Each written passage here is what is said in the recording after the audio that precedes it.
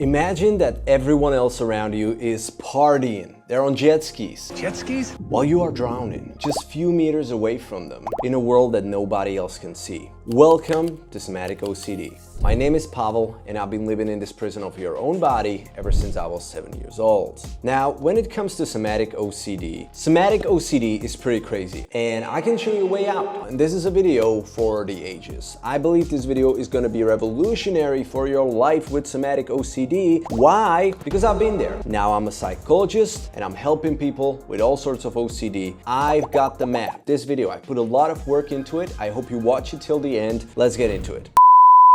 So we all know what Somatic OCD probably is if you're watching this video. So Somatic OCD is hyperawareness of your own physical sensations, and it's a different kind of form when it comes to OCD, because most OCDs, they're in your mind. They're there in a form of obsessive thoughts, but this feels very different. Had many different themes of OCD, but Somatic OCD is kind of a unique cat in the mix. Because with Somatic OCD, you don't just obsess over your thinking, you obsess over whatever can be going on in your body. So, over the years, I had, for example, blinking OCD. Oh, damn, I'm blinking. I can't stop focusing on that. How am I gonna shoot the video now? I've had swallowing OCD. Damn, the same thing, but for my damn swallowing. I've had pain OCD, which is like not talked about anywhere else on the internet, but my Somatic OCD was, I had shoulder pain, I had knee pain, I had back pain, I had stomach pain, I had migraines, I couldn't hear people for some times. I was losing my sight because my body, or rather my brain, they were hyper fixated on the sensation of, let's say, back pain, and I could not get it out of my head. And whenever it was so intrusive, oh, back pain, back pain,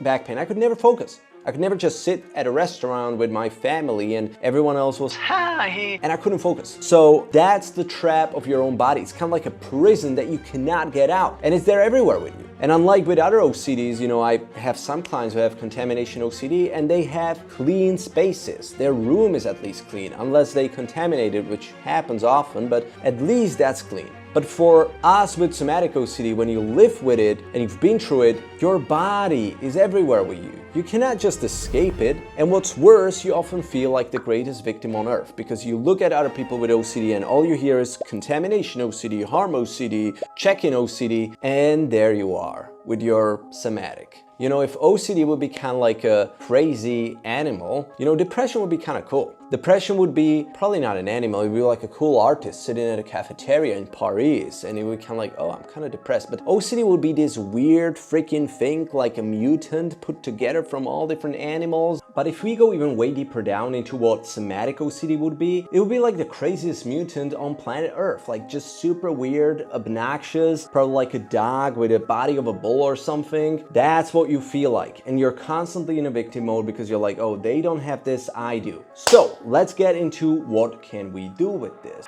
With Somatic OCD, there are only two things you gotta do. I'm kidding. There's way more. Let's get them rolling. So let's rewind time back to 2017 when I was just chronically suffering from probably like 10 different themes plus Somatic OCD, which was like probably the craziest theme I've suffered with.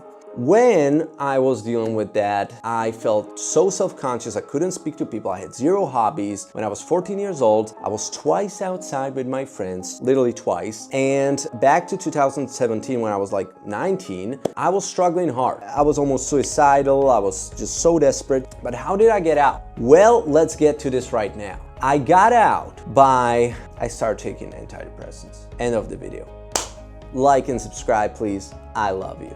Just kidding. There were so many things that I did, and I actually did this all pill-free, which I'm super proud of. Yes, you can take pills, there's nothing to be, but I'm just proud I did this pill-free, which I think is way harder. All right, so what I did that I went from 2017 to the man that's sitting here right now, who's a psychologist, which is married very happily and is making good money. What else is there? Well, I just love my life right now. And I don't suffer from Somatic OCD at all. Sometimes there are bouts of it, but I'm almost completely free. What I did, first of all, is screw ERP. This will make a lot of people angry with this video, which I kind of hope for because it increases engagement of the video. Oh, you idiot, what are you talking about? Well, listen, I love ERP. It's the basics of being good at basketball, for example. It's shooting threes. But if you truly want to go to NBA, you will need way more. way, way more. So ERP, the golden standard of OCD, for those of you who don't know, it's basically facing your anxiety head on. If you're afraid of the bodily sensations, well then let them be there. And you may be like, oh, let's be there, let's go, bring it on saliva, bring it on blinking, bring it on whatever. I'm not afraid of you, let's go. And this is the perfect start for somatic OCD, but it will not completely fix you. If you want to check resources for that, check out No OCD, check out Nathan Pearson. He has a brilliant channel about ERP and how to apply it for somatic OCD. But I want to get you to the MBA of somatic OCD. And I believe you need more skills than just ERP for that. So first thing that I had to build on top of ERP was acceptance. Acceptance is the most important skill ever for mental health, not just for OCD. And what I mean by it is you truly gotta learn to feel your emotions.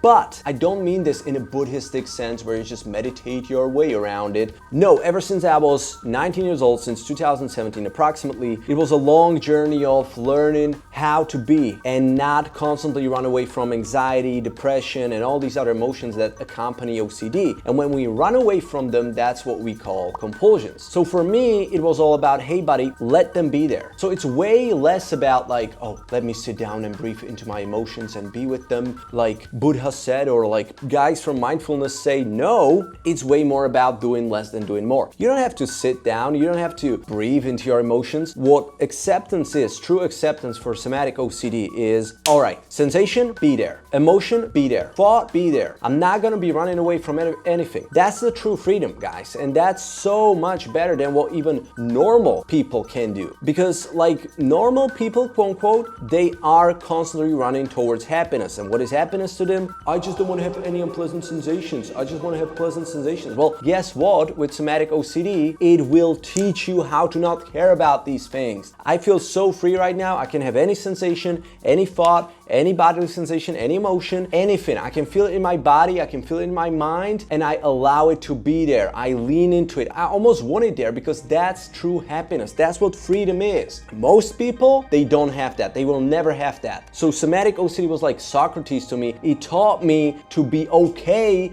with some of the worst sensations on planet Earth that, you know, if you would give them to 10 out of 10 people on the street, 3 would end up in a mental health hospital within an hour, 2 would probably commit suicide, and the rest of them would end up on antidepressants that very same day. That's how bad somatic OCD is. But if you want to get out, you gotta learn these feelings. I want you. Yeah, come on. You bring them on. Like I had a few things that I knew when I'm going to do them, like I'm gonna get like hyperawareness into my fingers. That was like it's weird, but it was my worst sensation. And I got it every single time when I did certain things. Guess what? I was doing these things more. Bring it on. I was really teaching my brain, this is okay to be there. If I felt bad from it, great. Maybe sometimes I like focused on it consciously and allowed the emotion to be there, but I was never doing this. And this is so hard to show on a video or to talk about, to put in words, but it goes from doing this, oh, I don't want to think that, I don't want to feel that, into not this is what Buddhists want to do, just this, like a Jesus on a cross. Hey, be there. That's the real freedom, that's real acceptance. That's number one thing you gotta do.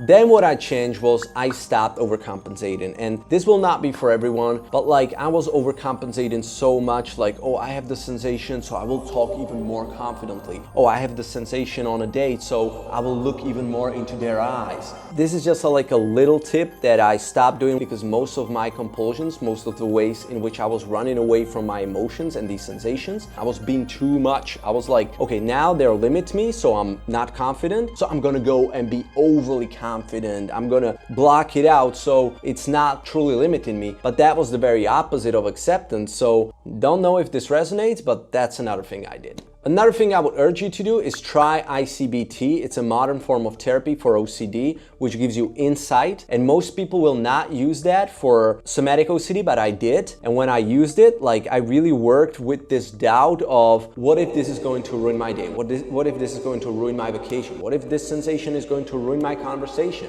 And I just got myself to a point where I sort of made these thoughts ego dystonic, meaning I made them sort of like separate from me, and I could observe them from much more distance. And it helped my somatic OCD a lot because now I kind of was believing these thoughts less and less and less. And it got to a point where I was just like, no, I don't believe this anymore. I don't believe it's gonna ruin my vacation. I don't believe it's gonna ruin my conversation because I made such a gap between me and these thoughts that they stopped losing their power. Another thing I would urge you to do if you also have bodily pains alongside with somatic OCD, I kind of take the two as like two different things, but sometimes I'm just like, oh, it's just all somatic OCD. Watch Dan Buglio. He has a channel called Pain For You, and I was doing that religiously. Like I was every single day, okay, Dan Buglio's video, Dan Buglio's video, Dan Buglio's video. Not compulsively, but he makes these daily videos and I just watch them every single day. Because part of my hyper-aware brain was, I was not just focused on breathing or saliva or my fingers, or different bodily parts I was hyper-aware of, but mostly pains. Ever since I was 7 years old, I had crazy pains in all parts of my body.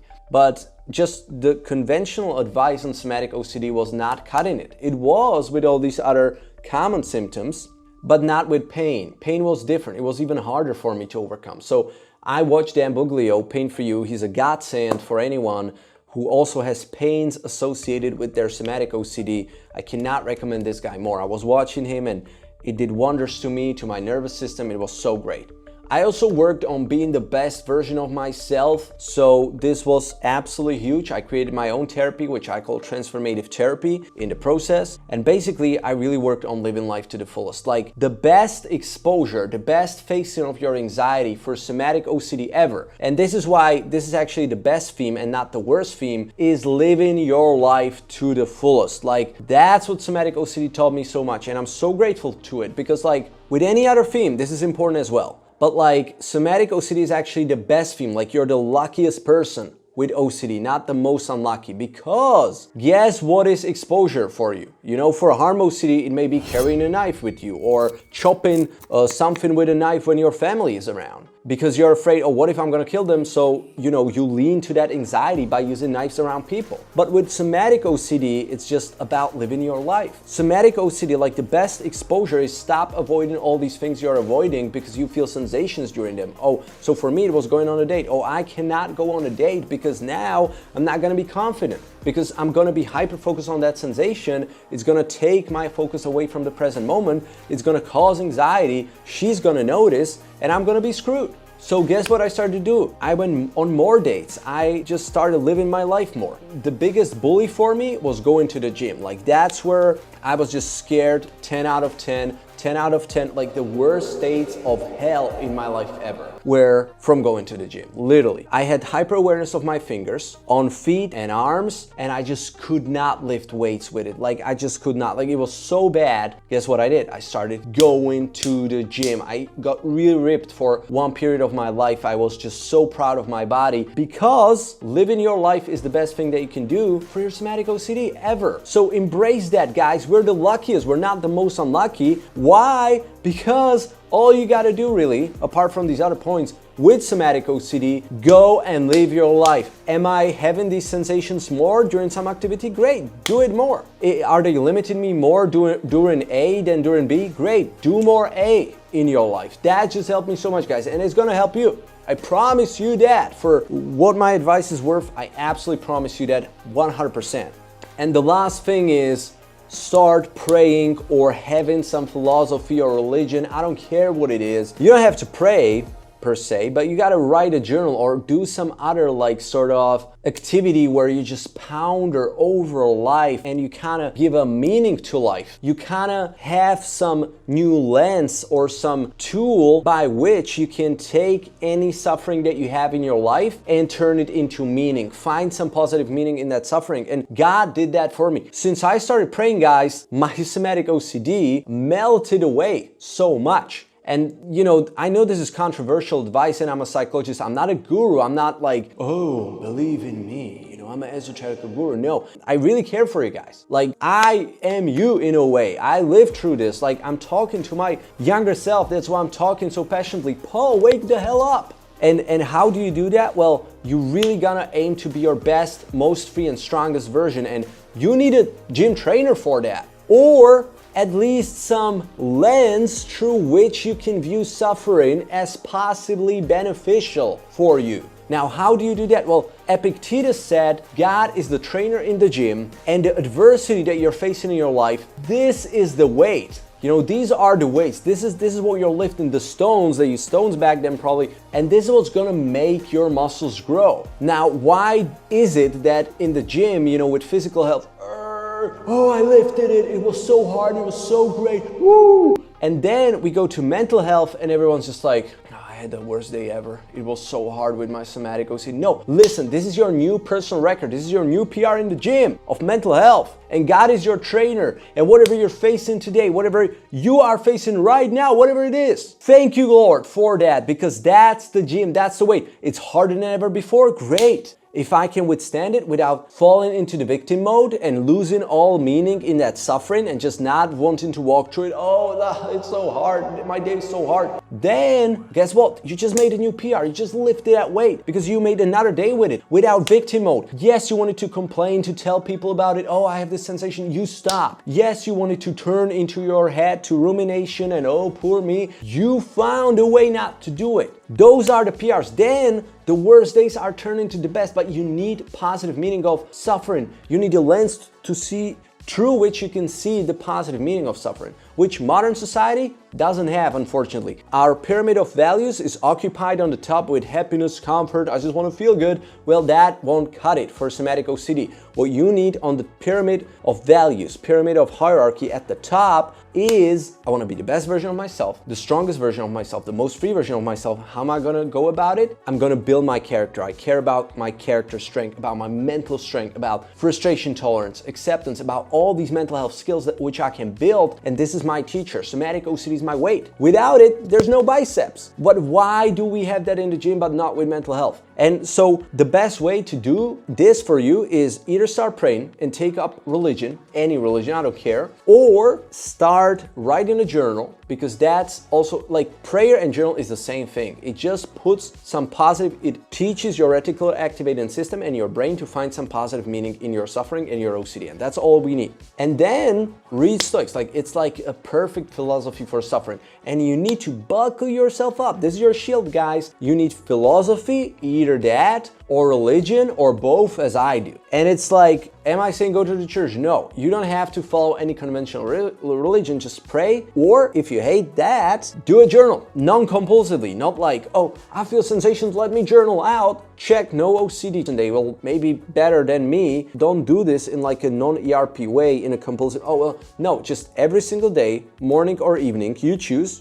Don't set a time, just sit down, first thing I do in the day, I pray. That's it, out of the way. Or in the evening, if you don't have time because you wake up early, all right, now let's journal or let's pray.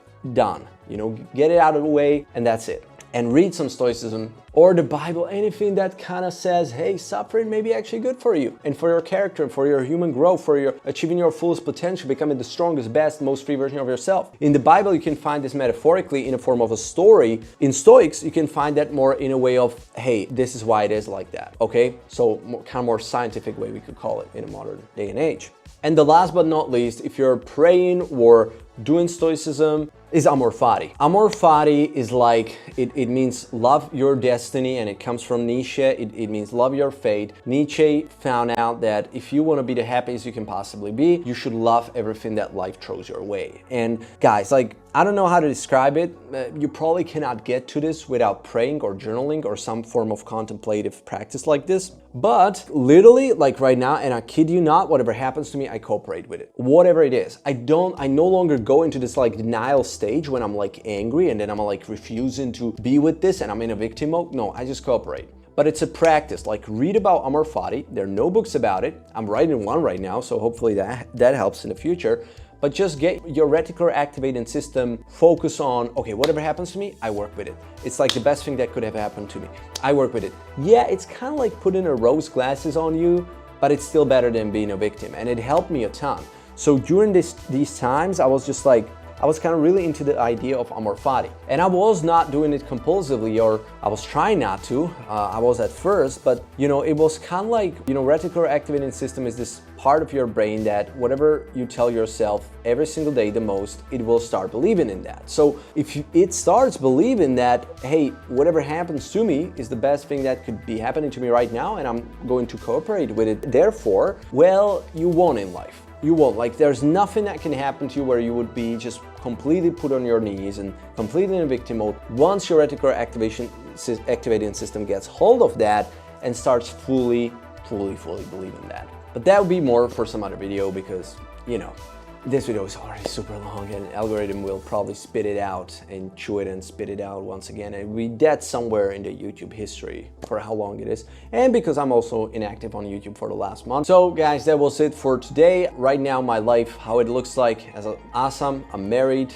making 4 times my country's income, and it's all because somatic OCD. It just taught me so much. It taught me to be with any sensation. I feel like a Superman now. Whatever you throw at me, whatever, like most people will be like, oh, this hurts or that, or I'm like, yeah, I lived with that my entire life and now I'm welcoming of it all. I have like a Arnold Schwarzenegger biceps, and that biceps is being able to allow any emotion or sensation to be there, or any thought. So like right now my life is so great thanks to somatic OCD. Not because I beat it, not because I finally don't have it, but because it taught me so many valuable things. And I'm married and I love my life, and I wrote a few books, like one of them is there, but I don't really want to touch it right now. Okay, I will touch it. And I wrote a book in my native language, in Czech, and did many other super cool things. You know, was flying to London every month from Prague, where I live, to attend a therapeutic training and so much cool stuff, you know, and I love my life and I have friends, and I did jiu-jitsu and I achieved my dream physique. Now I'm kind of skinny, but I achieved my dream physique and married my dream girl and